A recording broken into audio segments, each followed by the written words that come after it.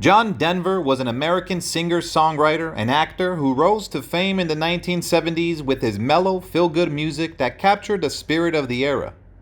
He was known for hits like Take Me Home Country Roads, Annie's Song, and Rocky Mountain High, which showcased his passion for the natural world and his love for the outdoors. Henry John Deutschendorf Jr. was born on December 31st, 1943 in Roswell, New Mexico. His father, nicknamed Dutch, was a hard-drinking United States Air Force test pilot, and his ways rubbed off on his son.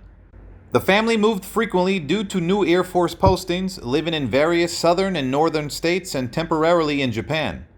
Henry, who later adopted the stage name John Denver, often clashed with his conservative father and even attempted to run away from home. Despite his troubled home life, Henry found solace on his grandmother's farm in Oklahoma. There, he fell in love with classic country music, which would later inspire his own musical style. His other grandmother gifted him an antique Gibson guitar, which helped to shape his musical education.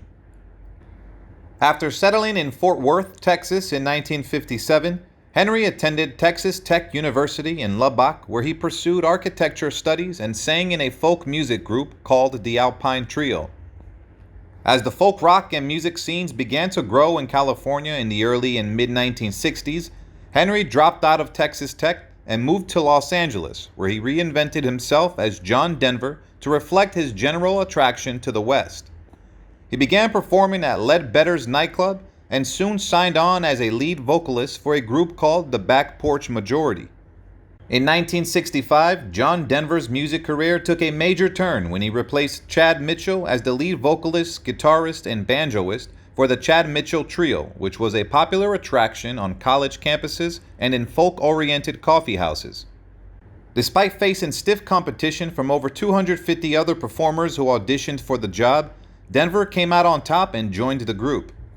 While performing with the Chad Mitchell Trio at a college in Minnesota, Denver met Annie Martell, who was a sophomore at the time. The two fell in love and got married the following year, later adopting 2 children. As Denver's focus shifted towards songwriting, he released his first solo album, Rhymes and Reasons, in 1968 after the Mitchell Trio disbanded. The album featured Denver's political commentary in songs like Ballad of Richard Nixon and another song about Vice President Spiro Agnew. However, it was the song Leavin' on a Jet Plane that would prove to be a major hit for Denver. He wrote the song in a single evening after locking himself in his room with a pound of salami and a 6-pack of beer. Originally titled Babe, I Hate to Go, the song's sweet yet slightly ominous depiction of 2 lovers parting ways struck a chord with audiences at the height of the Vietnam War. The young couple's finances received a boost when Living on a Jet Plane was recorded by folk superstars Peter, Paul, and Mary and became a major pop hit. With the success of the song, Denver was able to fulfill his dream of moving to Aspen, Colorado in 1970.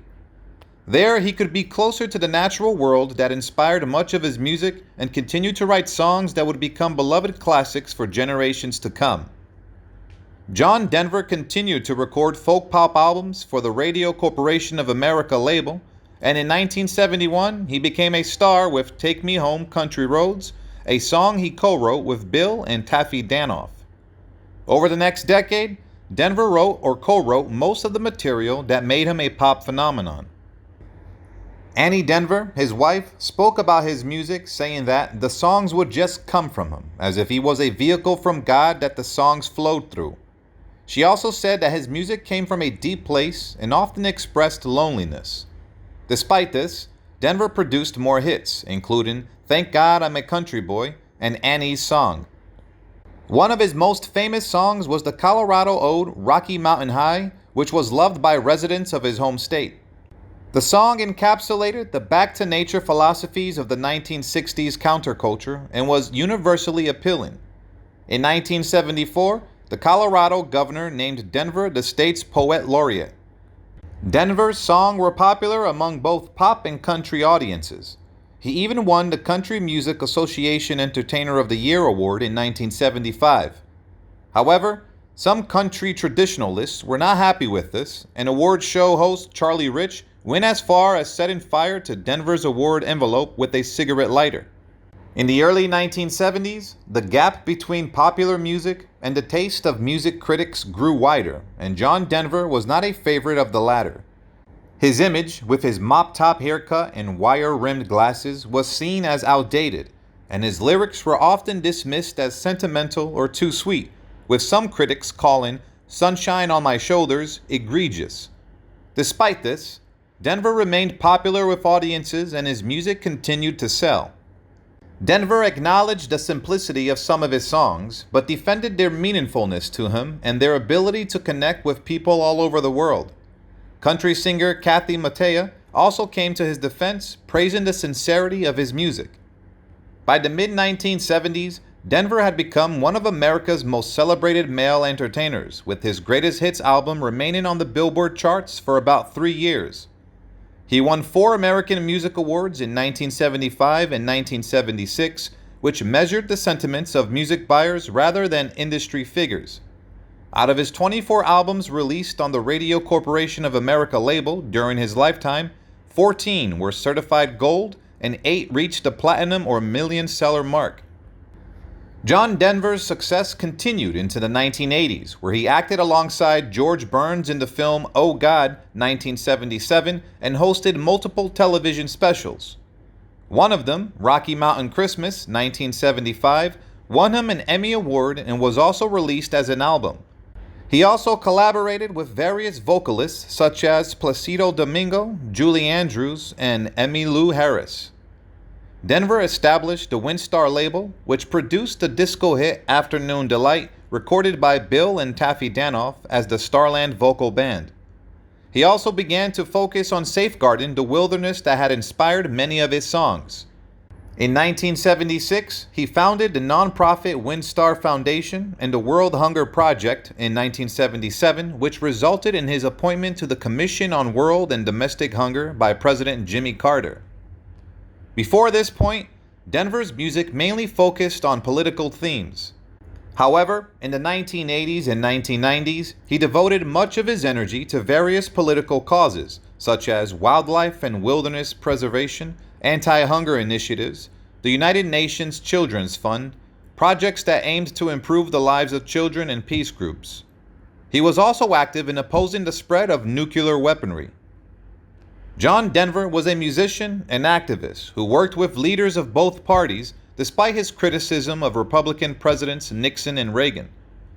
In 1987, he received the Presidential World Without Hunger Award from Reagan, followed by an Albert Schweitzer Music Award for humanitarian activity in 1933, making him the first non-classical musician to earn the award.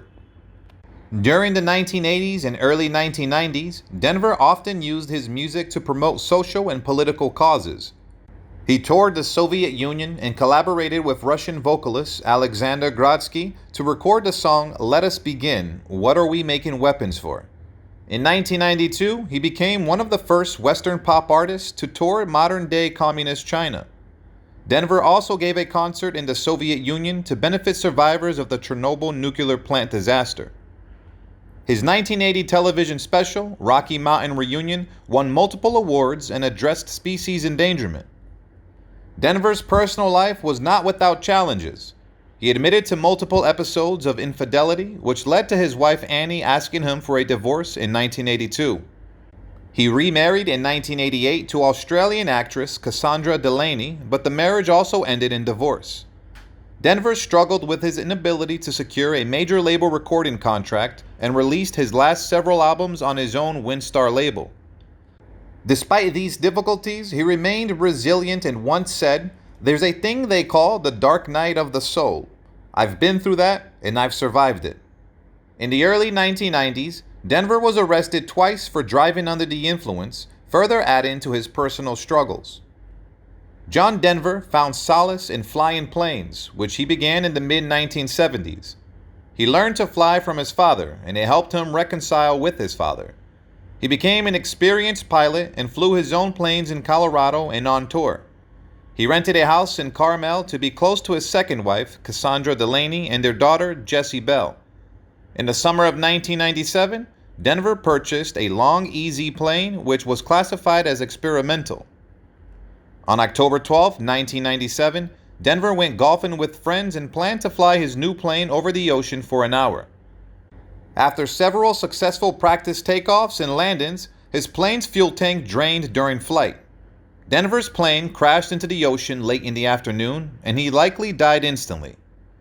Denver's pilot's license lacked the medical endorsement required to make it legal because of his drunk driving arrests, and toxicology tests came back negative. It is believed that Denver lost control of the plane while fumbling with a lever that shifted the engine's fuel supply from one tank to the other. Denver's tragic death resulted in an outpouring of emotion from his fans. In 2005, a musical featuring his songs, Almost Heaven, premiered. The show received positive reviews, paying excellent tribute to an artist who made people feel good.